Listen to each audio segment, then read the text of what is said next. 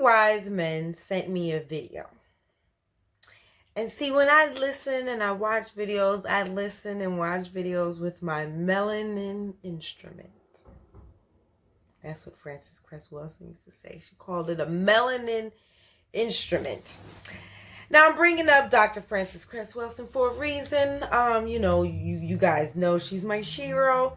But, this time, this is really, really interesting. Now, you're going to ask me, what does a video about dairy have to do with Dr. Frances Cress Welsing?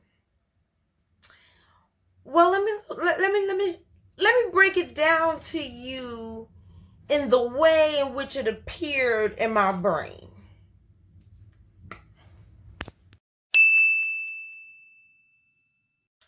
Now, I'm interested already because I'm lactose intolerant, right? So I'm interested. For the USDA to continue to put its stamp of approval on a product that is unnecessary and unhealthy and rooted in a highly oppressive system is unconscionable. Animal products like dairy, they're wrought, completely wrought with grave injustices. And the most important to know is that 65% of Americans can't tolerate cow's milk. They're intolerant, and we know it is lactose intolerance. But truly, the truth is that people that cannot digest cow's milk in adulthood are normal, and those of us who can are abnormal. What the fuck did she say? People that cannot digest cow's milk in adulthood are normal, and those of us who can are abnormal. So we're intolerant of something. The white people who've been milking cows for God knows how long. We have an enzyme in our gut called lactase that digests our mother's breast milk. And around the age of 4, as Mother Nature would have it, that enzyme turns off because we no longer need breast milk. There is no scientific or nutritional reason for people to be consuming dairy products. We have no more reason to suck on the teats of a cow than we have to suck on the breast of a postpartum weasel. So in white people, or the people who have been milking cows, which are inherently mostly northern European white people, we actually have a genetic mutation that keeps that. What the fuck did she say? We actually have a genetic mutation that keeps that. We actually have a genetic mutation that keeps that lactase enzyme turned on through adulthood. So we are the abnormal ones. And a lot of the America's population, as well as the world's population, who cannot tolerate cow's milk in a much higher percentages, 86% of African descent and 95 to 98% of people of Asian heritage can't tolerate lactose or the casein in cow's milk at all. And so we presented this idea of food injustice to the committee to say, hey, listen, a really large majority of your people can't tolerate this, and it's actually making them very sick. The vast majority of people of color in this country are intolerant of the lactose that's in milk. Yet, because they think they have to eat this stuff, they go out, eat it, get sick, and think that they have some sort of intestinal problem. Because the symptoms of lactose intolerance are anywhere from stuffy nose in the morning to asthma to waking up with mucus in your lungs to constipation, diarrhea, stomach bloating, cramping. I mean, they're really pretty serious feelings that people have when they can't tolerate cow's milk or any derivative of it, right? So cheese, cottage cheese, yogurt, butter, whatever it might be. So I'm hoping that the USA will listen to this point and say, hey, wait a minute, this is something we should consider taking off, because if almost 65% of our population can't digest this and it's not a good food for them because it's making them sick, why on earth would it be on their plate? When I encourage them to stop eating dairy, their problems cleared up. And so it's really outrageous to encourage people to eat foods we know will make them sick, particularly when the number one reason advanced for dairy foods is its calcium content, but African-American women are genetically protected against getting osteoporosis, so we're making them sick for no good reason. So in regards to Dr. Milton Mills' comments, and one of the very first things he said when he came up to the microphone in pointing out that sitting up before us, the committee, there was no ethnic diversity whatsoever. I actually came here this morning to call out the racism that is inherent in the U.S. dietary guidelines, but then as I got to look at this committee, I suddenly understood why it's such an intractable problem. This committee bears no relationship to the general makeup of the American populace, and whoever put it together is clearly still practicing the optics of tokenism. So it really was a bunch of white people, a couple women, but mostly white men. And so I think he made a really strong point before he even went into the injustices about dairy. And there was a real heaviness in the room. I think people really took note of that. I think there was some eyes popping like, whoa, he's going there. And it's like, yes, he absolutely is going there. It is outrageous to have a committee that does not reflect the American population. And as non-minority members of this committee, I should think you would be embarrassed looking around this table. Because it's a problem. It's a problem that we have these injustices in our dietary guidelines. And if you look at who's creating these guidelines, it's not ethnically diverse whatsoever. Those who cannot effectively digest the lactose in cow's milk, they experience really painful symptoms like abdominal pain, bloating, gas, nausea, diarrhea, constipation.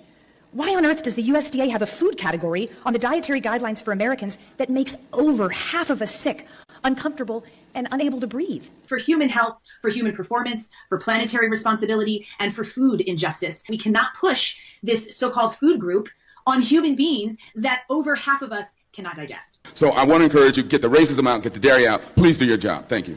Speaking as a physician, that it is not a mystery, the production of people who don't have skin pigment. That's a mutation to albinism. On the continent of Africa and, wherever there are people of color, that you can have a mutation so that the parents have skin color, but you end up with someone who doesn't have skin color. They might have blonde hair, they might have blue eyes, they might have pink eyes. That's called a mutation to albinism. It's like you can have mice, and you can have you can call a whole group of mice, and then you might end up with a mutation. That's a change takes place in the DNA. Why the change takes place is not always clear. What causes a mutation? Like you have mutations to albinism being produced on the continent of Africa to this day. So we don't have to reach into, some strange kind of thinking to understand the production of albino mutants. If, for example, you could have an albino tiger, a white tiger. Perhaps you've heard of the zoo in your area has a white tiger. That's a mutation to albinism. The parents were brown, black, and dark eyes, and they might produce an offspring that may still have some of the dark stripes, but may be white with blue eyes. That is an albino mutation. And so you can have roaches. If you have a huge enough population of roaches, you will end up with some mutations to albinism. So we don't have to go far afield in our understanding to understand how mutations to albinism are produced. And so that is how white-skinned people were produced.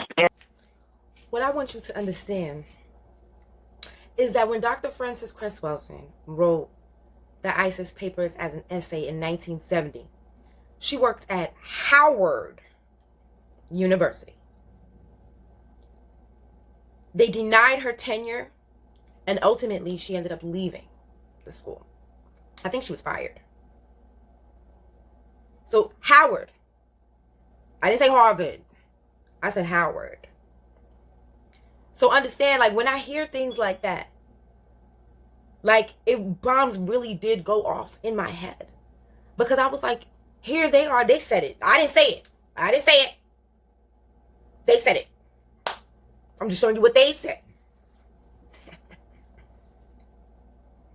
And our queen,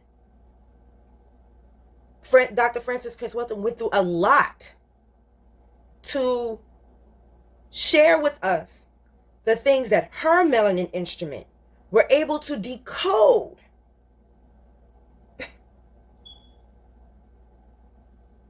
People are going into it deeper. And so one of the students said, Dr. Welsing, because these are all white students, and the student said, Dr. Welsing, maybe that's why our research animals, we have a lot of albino research animals, white mice, white rats, because they're like us. And I said, I think that's right.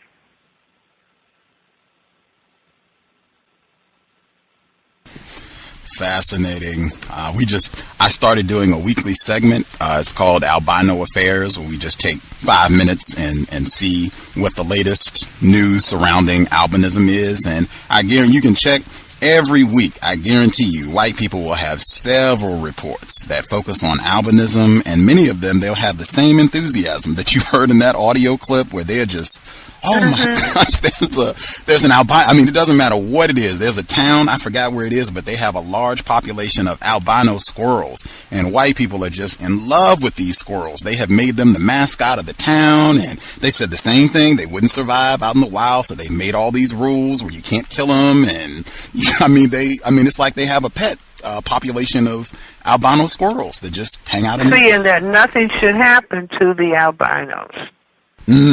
Put them in the zoo so that nobody will bother them. Wow. Wow. See, and this is what apartheid is about.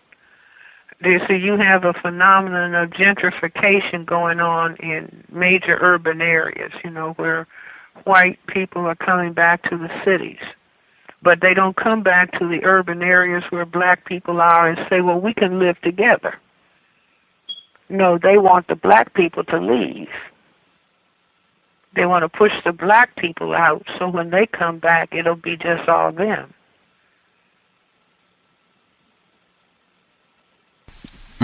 So I say this is the foundation. This is the foundation of racism and white supremacy. A long time ago, maybe in the 70s, I think it was, they found a baby albino gorilla in Spanish Equatorial Africa. And the farmer saw an adult gorilla raiding the banana plantation. And so, of course, he got out his gun and killed the black gorilla, the adult. And when he went up to the black gorilla that he had just killed, he saw that it had a baby white gorilla attached to it.